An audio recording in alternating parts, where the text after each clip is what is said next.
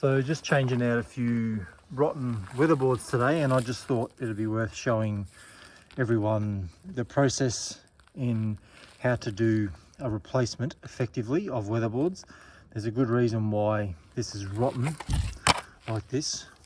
First reason is it's sitting in water in a garden bed, which is not ideal. And the second reason is water penetrates into the timber through the end grain often, and just obviously when it's sitting in water for a long time, yeah, nothing's going to last too long. So that's why it looks like it does. And I'm just going to show you, this is the area where the new ones are going to go on that wall. And yeah, obviously you can see down here that it's sitting in some water. So there's a way to combat that. The garden bed runs down into that corner, hence the pooling of the water down there. So I just thought that it might be worth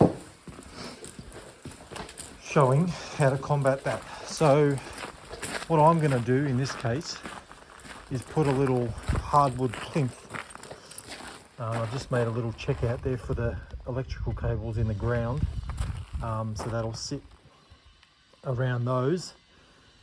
These are pre-primed pine weatherboards, and they're fine providing you maintain them and providing you prepare them properly from the start. So what wasn't done in the past is this wasn't used. So whenever you cut the weatherboards, you've got a raw end grain on the end. That is like a pre-primer, and then you prime after that. But that's like a preservative, as it says, a preservative. But you spray on the end grain, you let it dry, and then you prime it. Well, this is what I do anyway. Even though they're pre-primed and you use that on the end, I still want to prime it again, because why wouldn't you, when you got the chance to prime them again before they go on, and then you put a top coat on them? Why wouldn't you just do that now, to save having to come back in the short term and maybe replace them again or repair them again, or whatever the case may be? So you can see here, that's the example of a pre-primed end, same as that.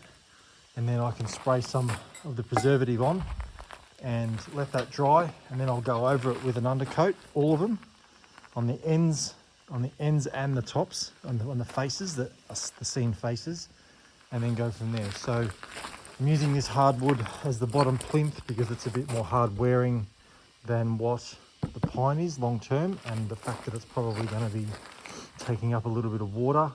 There's not much at this stage that I can do to get around that issue, but that's life sometimes. So yeah, I'm just going to use that on the bottom and then stack the weatherboards up the wall in that little section that I showed you, like that. So anyway, I just thought I'd come on and just explain the process that is best practice and that should be used when you are replacing weatherboards.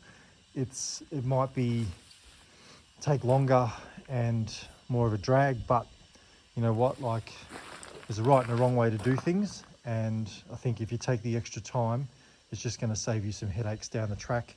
So do it properly now, and that way you don't have to come back down the track and do it again. So from here, the process, I'll let this preservative dry, paint the end grain and the actual seam faces in an undercoat, let that dry.